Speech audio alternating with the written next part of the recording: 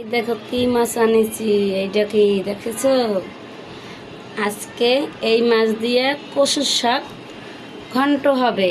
কিভাবে করি কচুর শাকের ঘন্ট তোমাদের দেখাবো, পুরোটাই ভিডিও।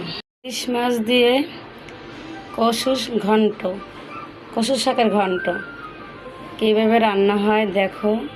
আমি আগে তেল দিছি। এই ইলিশ মাছের দুটো মাথা আমি একটু ভালো করে মাখাই নেব হলুদ মরিচ দিয়ে, তারপরে দিয়ে দেব।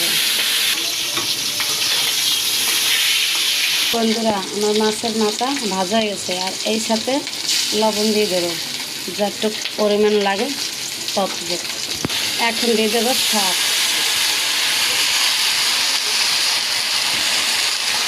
এই শাকে কোনো পানি লাগবে না, সিদ্ধ করিয়ে পানি ফালানো লাগবে না।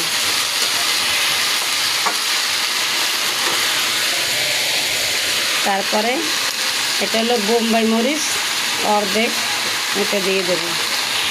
অনেক সুন্দর সেন্ট মরিচটার গন্ধ। এখন এই ঢাকনা দিয়ে একটা ঢাকা দিয়ে দেব।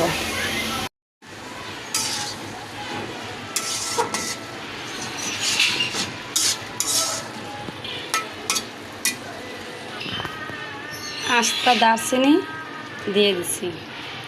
এই দারচিনিটি দিলে ঘ্রাণটা অন্যরকম আর মিষ্টি মিষ্টি স্বাদ আসবে।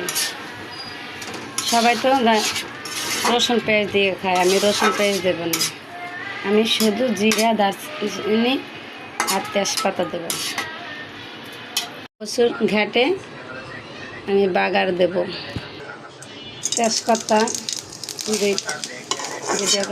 জিরা। এখন আমি কচু শাকটা দিয়ে দেব। এখন সুন্দর করে লাড়া দিয়ে নেব। বন্ধু, আমার এই কচুর শাকটা আমার নিজের হাতে আমি লাগাইছি। 5টা গাছ ছিল, 5টা গাছ হয়েছে, 5টা গাছে আমি লাগাইছি।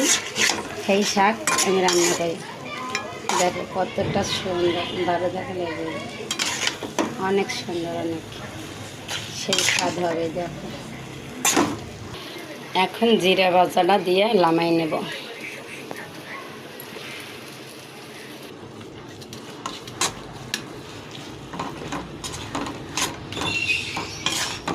আমার দিছি বোম্বাই মরিচ সেন্টটা, সেই আবার দিছি ইলিশ মাছের মাথা। তাই বুঝছো কেমন স্বাদ হবে। কচুর শাকে খাওয়া দাওয়া ক্লিয়ার, অন্য কিছু লাগবে না।